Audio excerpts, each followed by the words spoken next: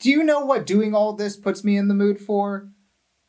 Talking about Christian movies. There are many examples of bad Christian movies like Bible Bees and Transformers Revenge of the Fallen. But what if I told you there was a Christian director out there that was sort of like the Christopher Nolan for bad Christian movies? Enter Donald James Parker, or as some call him, Gramps. Now this guy has made a lot of movies to the point where some have even coined it the GCU. I didn't make it. And you might ask yourself, well, how did this guy get into movies? I said, Lord, did you ask me to write a book about evolution last night? This inaudible voice goes through my head. And when you're done with that, I want you to go after Harry Potter and the sexual revolution. Yes, the sexual revolution of Harry Potter, where the most sexual thing that happens in 7 books is that 2 people snog. So after getting that message from God about write a book, Gramps decided to make a movie. And that movie is about a 65-year-old going back to college and converting students to Christianity. Gramps Goes to College, I would describe it as Michael Scott's Threat Level Midnight, but like, if it was about Christians hating college. Just to give you some context on how bad this movie is, if you type in worst Christian movies, this is number 5 on IMDb. Like, really let that sink in. Out of all the bad Christian movies you've seen YouTube commentators talk about, this is probably the worst one. The movie starts off with Gramps doing way too many dumbbell shrugs.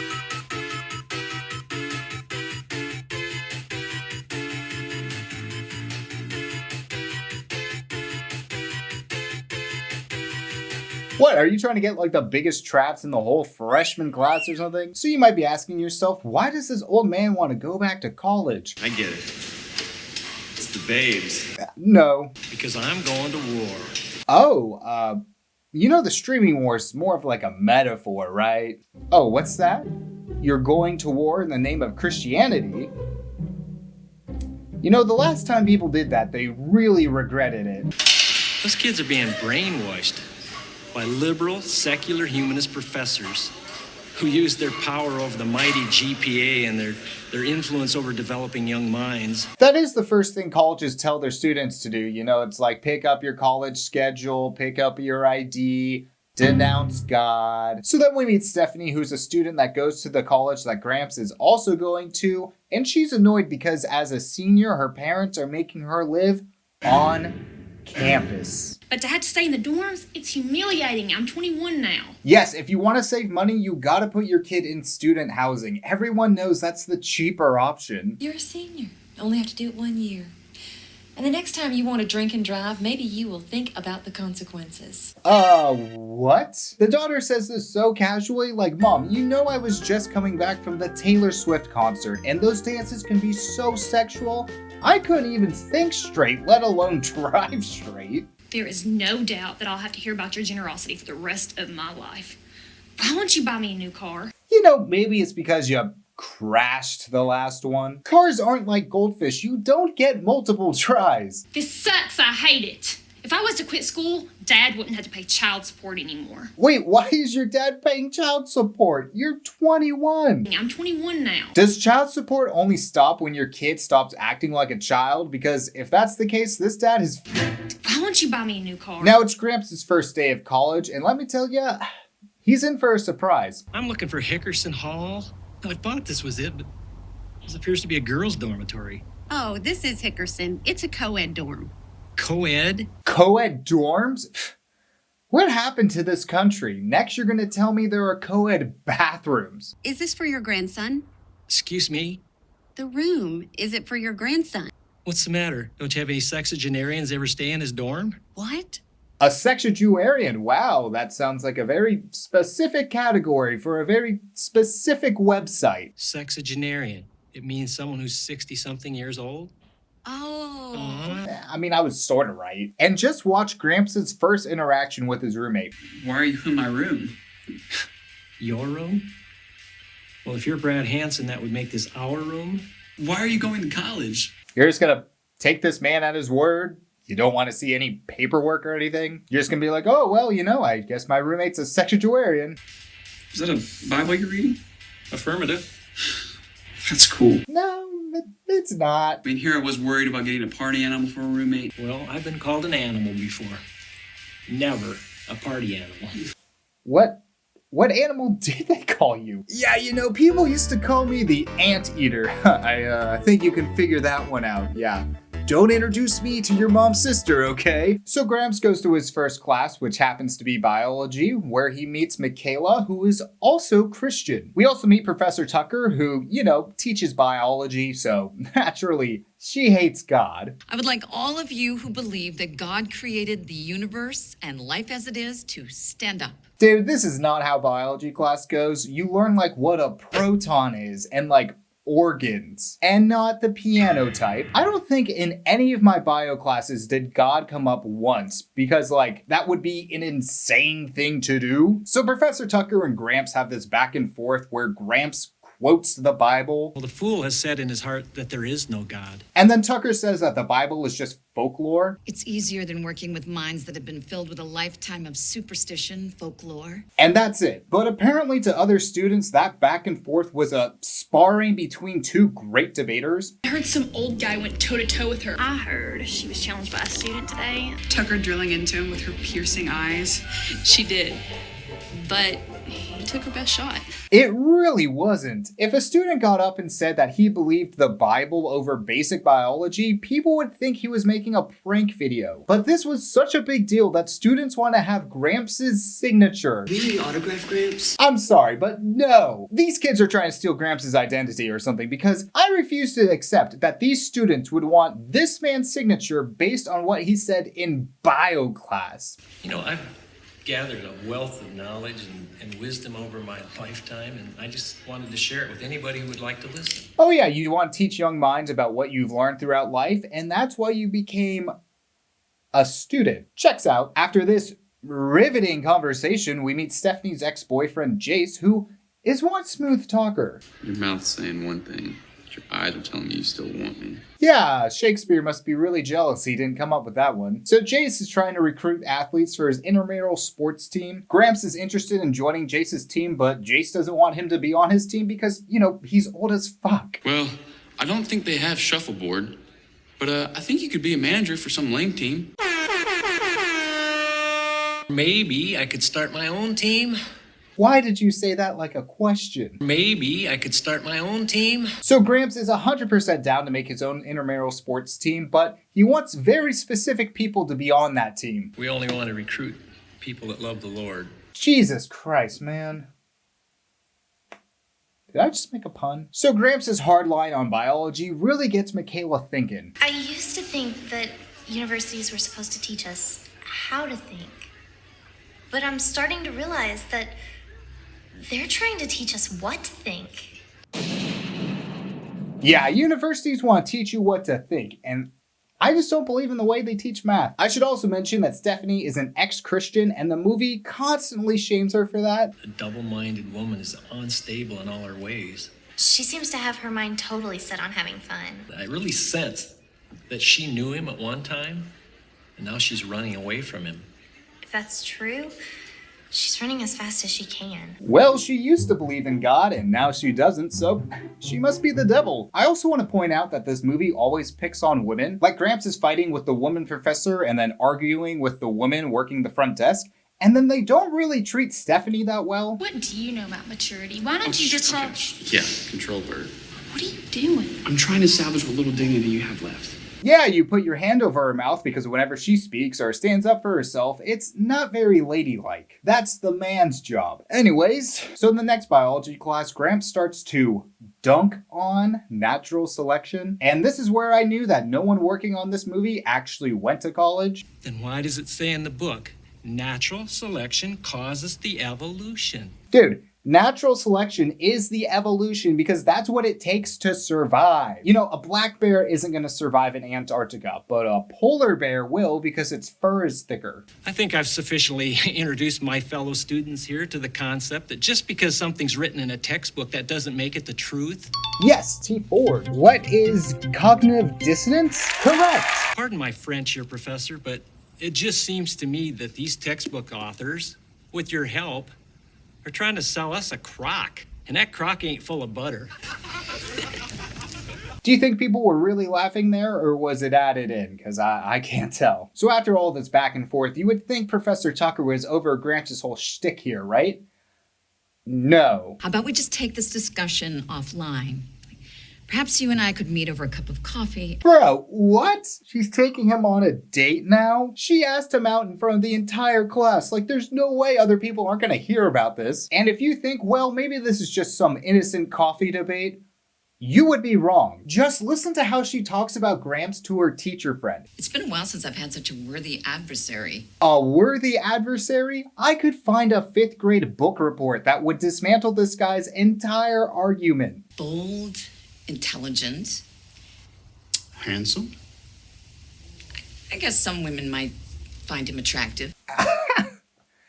Should I also remind you that this movie was written by Gramps? You're getting personal, Vaughn. Well, you know I'm jealous. I'm so sorry that the mutual attraction's not on my end. And besides, I just think your wife might object. Yeah, whatever. What? Yeah, I really wish I found you attractive. I just don't. Plus, if we slept together, what would your wife think? I think Gramps is trying to say, like, if you're atheist, you just have no morals and you just do as you please. But I also feel like I'm looking way too into this, and it might be the case of bad writing. So the coffee date between Professor Tucker and Gramps goes as well as you would expect. You think that you're better than most people because of your superior intelligence and your physical beauty, maybe. So what makes your chemical reactions, your thoughts, your dust any more special than the janitor? No, here I was working under the assumption that you were a man of intelligence.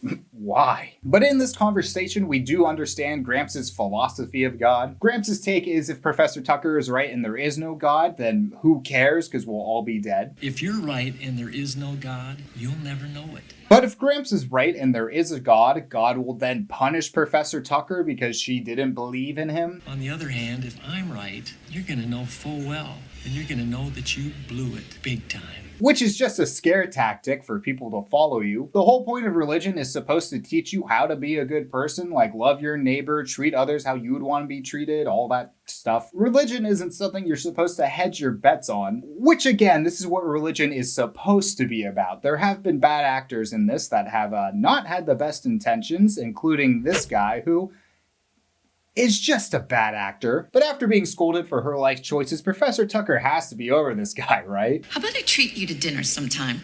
Oh.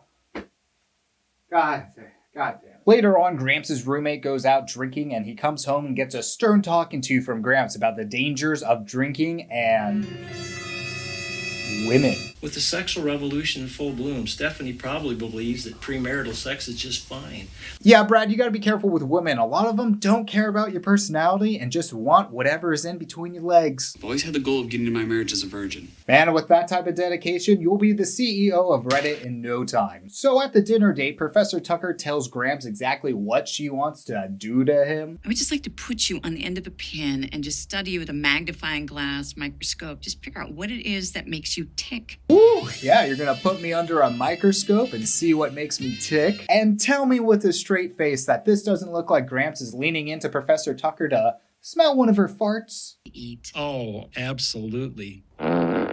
Smells delicious. But the mood really changes when Professor Tucker takes off her jacket. Put them on a pedestal after fermentation. Oh, I'd like to. Oh, good. Close your eyes. I want to lay a surprise on you. Okay.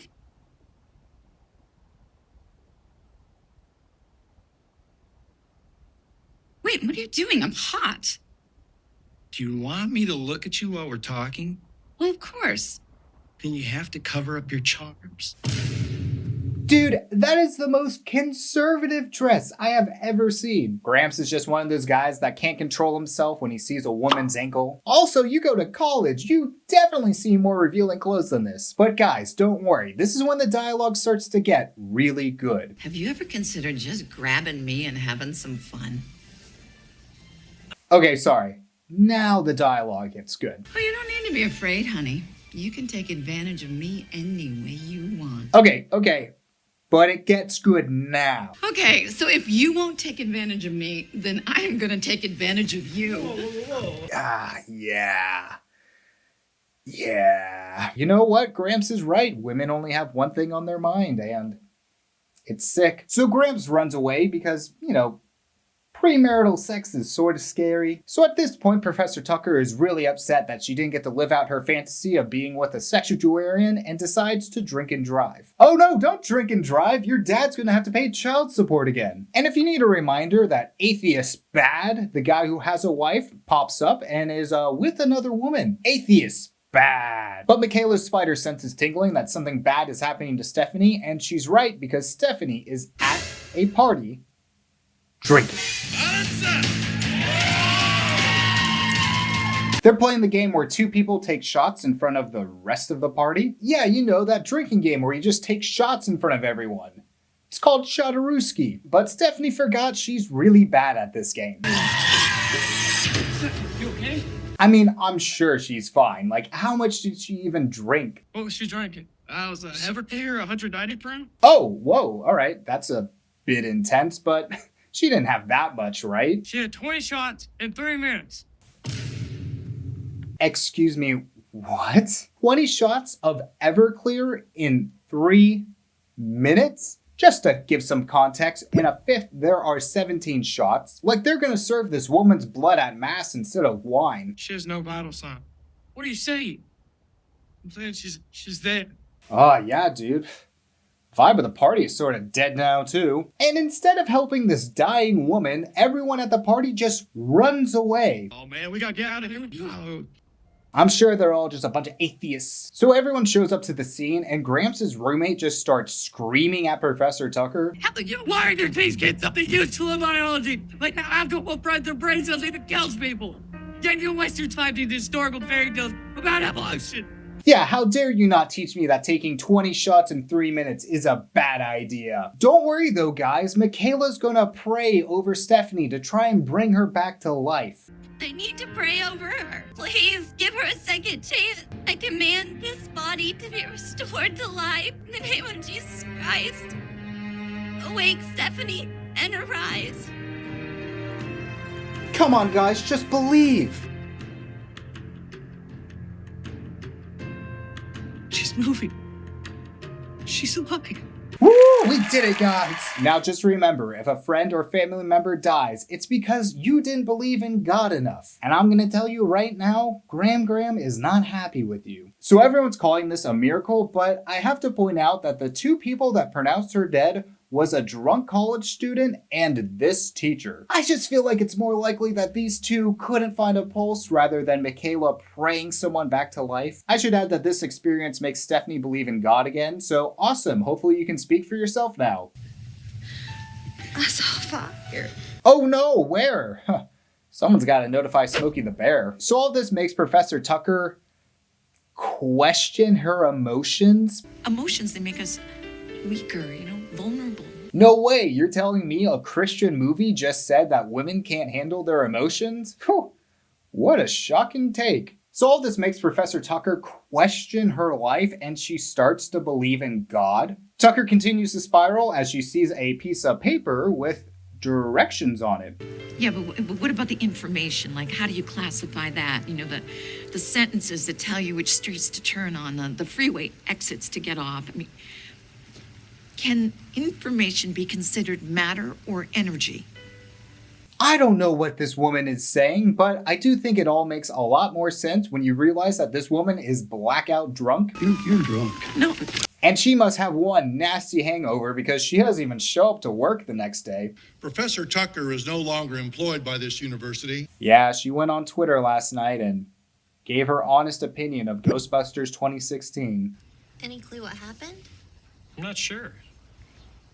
But I think that maybe she found God Friday night and either she can't bring herself to teach this junk anymore or they won't let her. Yeah, that or the drunk driving, sexual harassment of students, and, the shaming of people's religious beliefs. But yeah, it's most likely because she found God. You would think this is where the movie would end, but nope, we still got 30 minutes, baby. You might be asking yourself, well, what's left to talk about? We need to know who's going to win the Intramural Sports League Duh. And if you forgot who you're supposed to root for, one team name is the Sons of the Kings, and the other team name is the Demons, with 666 on their shirts. But unfortunately, they messed up Jace's shirt. And if you need a reminder that Gramps wrote this movie, him and his roommate beat a bunch of 20-year-olds in a 2-mile race. How could my guys lose to a senior citizen? No. This is too stupid. Is this like one of those opportunities where everyone's really nice and lets the old guy score a touchdown? So then they play chess? How is that an intramural sport? I don't know. And of course, Gramps is really good at chess. Checkmate. But after giving some of his hot takes... For example, fluoridation of the drinking water. Have you ever stopped to think that there might be bias involved in scientific research? I don't know if I have the energy to talk about this. We have a cancer epidemic going on, a myriad of illnesses that the doctors can't explain, like fibromyalgia. There is a source to that stuff. Could it possibly be that sodium fluoride is a culprit? All right, no, the water isn't causing cancer. Did you know that our supply of sodium fluoride is now being provided by China? Fluoride strengthens your teeth, dude. You sure schooled him. In chess or in the application of science in the real world? Both. No, you didn't.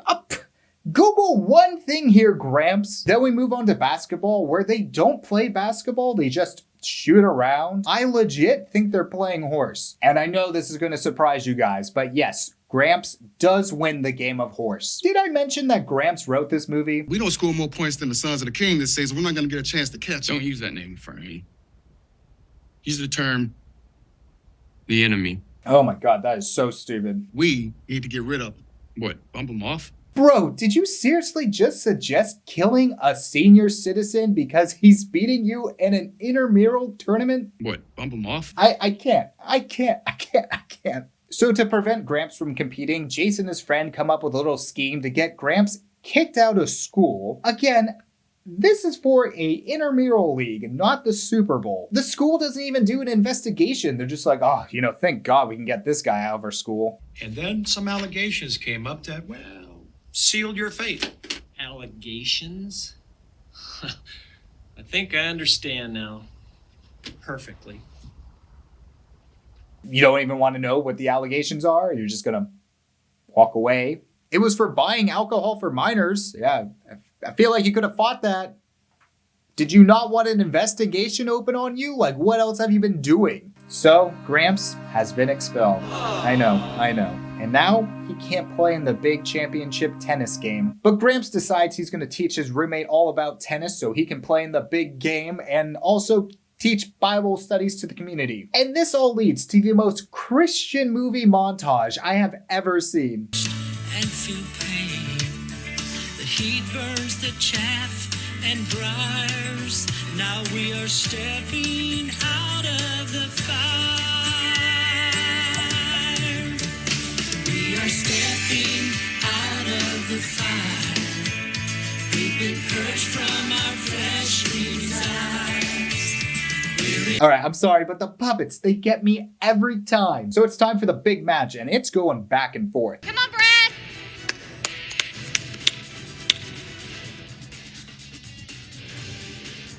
Darn it!